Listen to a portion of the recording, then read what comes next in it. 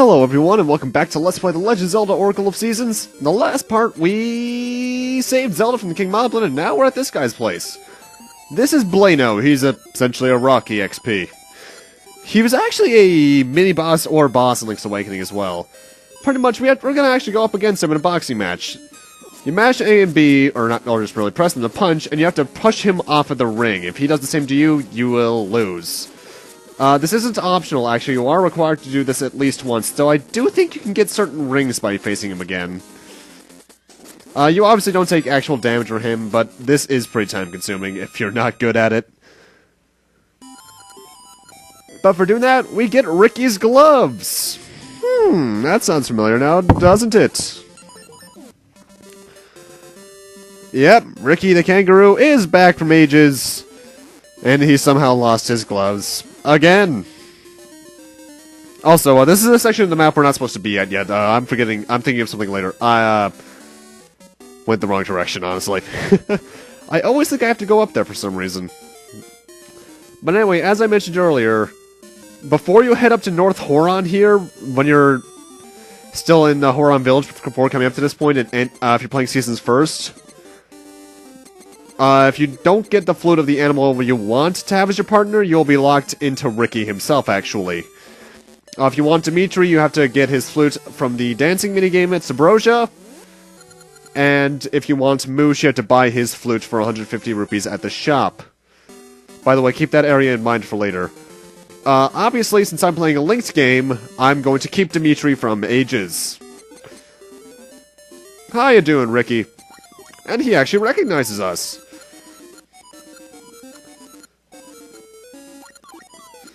We already got his gloves for him, so we don't have to do Blaino again, so he's gonna give us a small little ride. The way Ricky works is that, for those who didn't watch my Ages LP at least, when you punch, he does normal punch, but he can hold it down to do a tornado punch, which will go across the screen. He can jump across single pits, but doubles are not his strong suit. There are also certain cliffs, like ones that don't have vines on them, that he can jump up as well. His tornado punch can also kill enemies that you can't kill with your sword, like the electric jellies over there, whatever they're called. Anyway, come over here and dig this spot up for a Gasha seed. Soil spot thing.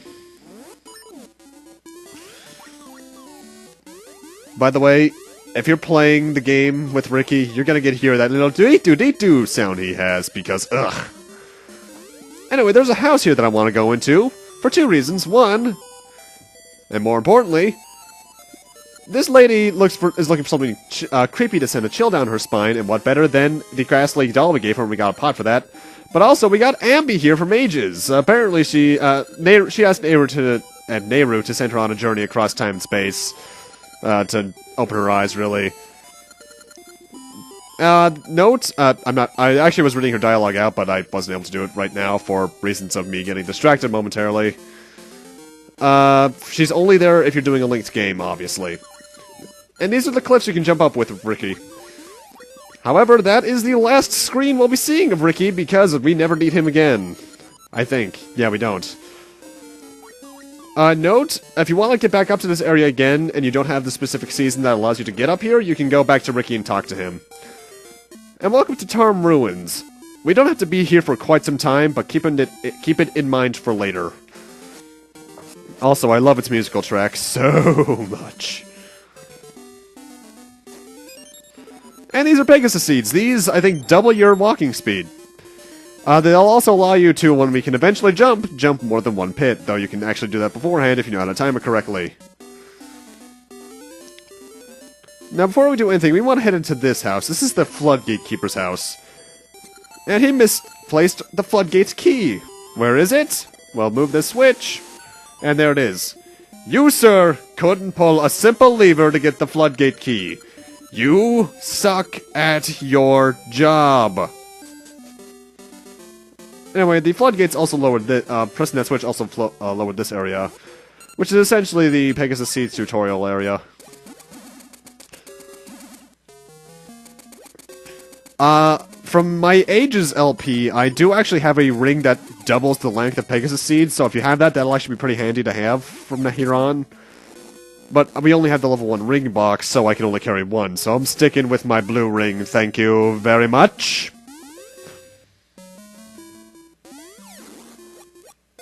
I love the blue ring. It's so bad.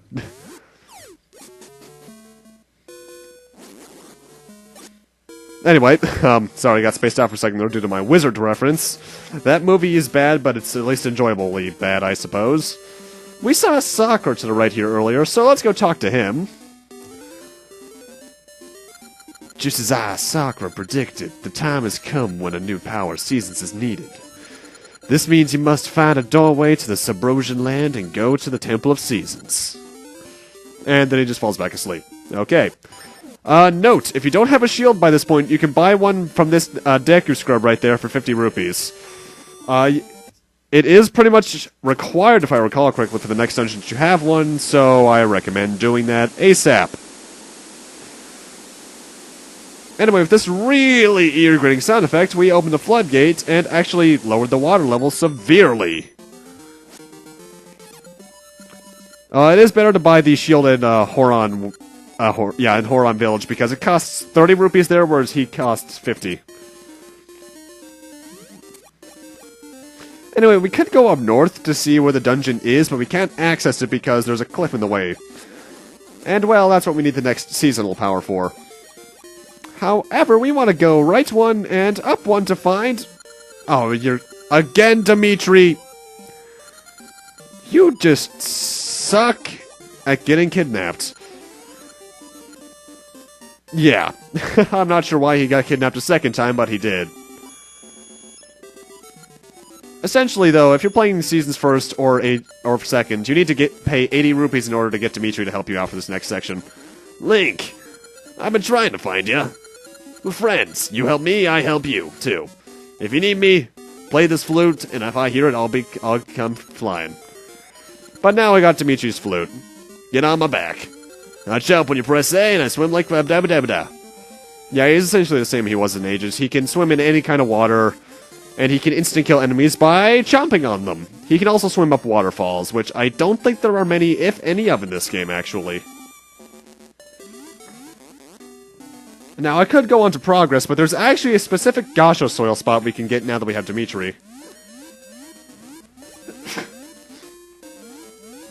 That, if you're playing along, you can only get at this point with Demitri.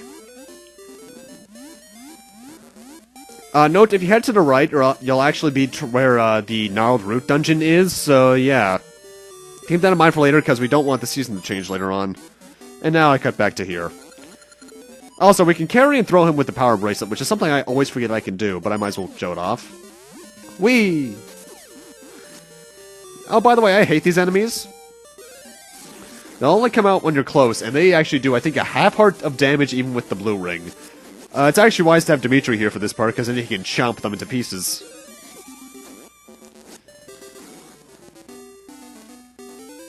But anyway, where is the nearest entrance? Oh, hi, Maple. I would be more excited about your arrival, but I already have your heart piece. Thank God that happened. Nothing of use, honestly. Though I should have gotten that Ember Seed there. Huh. Oh well. No, I don't think I really mentioned it, but I really like both of Maple's themes, her encounter theme and the actual Rush theme.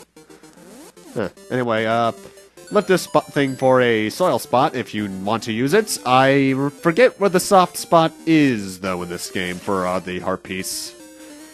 Because I do recall for a fact certain places have higher percentages, and there's one in particular that you have like a 50% chance of it getting it, or something like that. I forget what the exact numbers are. Anyway, welcome back to Subrosia.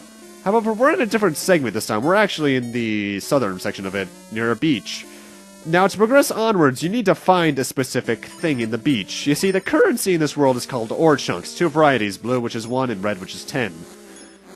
However, here on the beach, and then the 4 screens that are south, southwest, and west of us, there's a random chance of you finding the star-shaped ore. You need to find this, and it's in one of 4 set spaces every time you exit and enter the beach areas.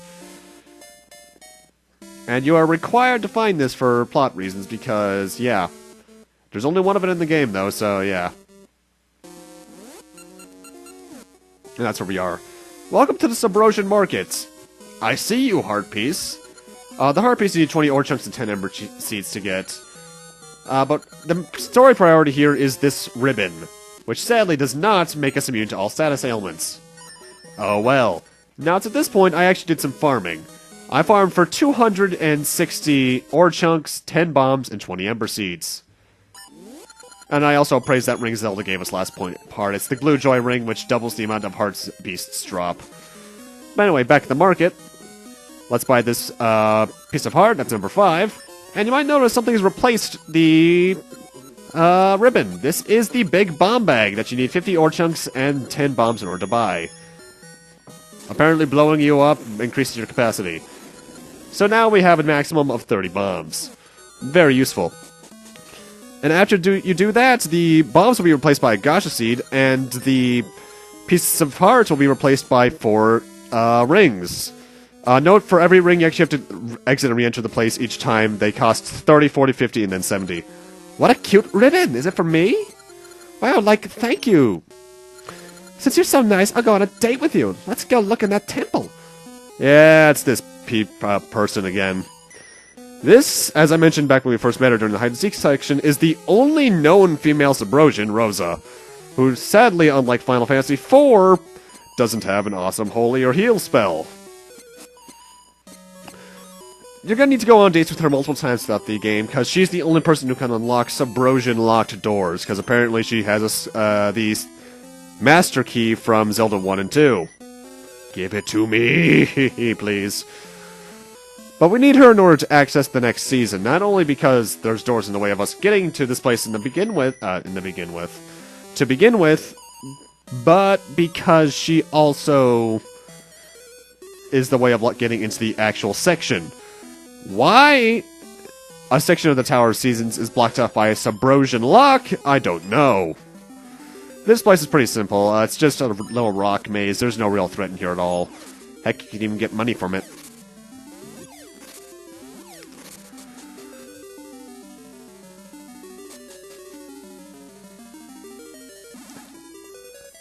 Hello, season of summer, I think.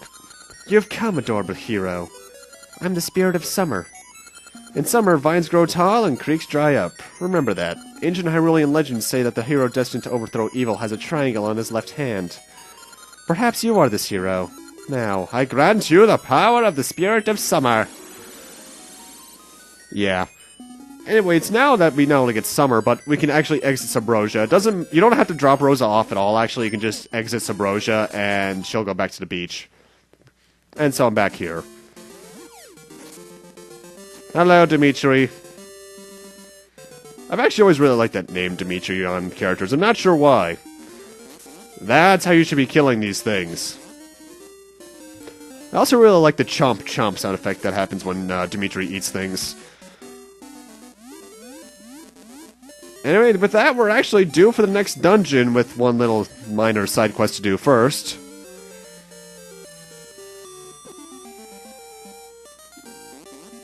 But first we need to head towards the actual dungeon to do that.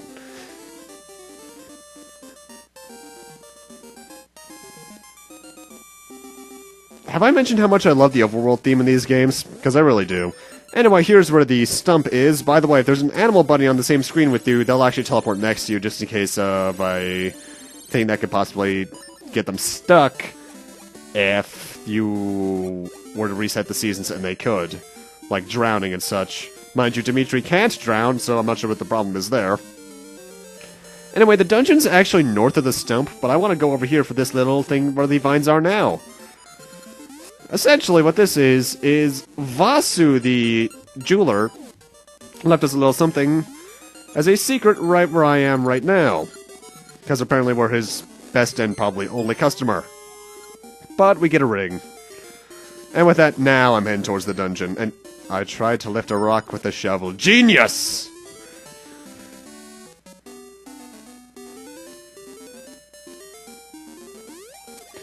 Anyway, just head west one screen and north one screen, and you'll find level 3.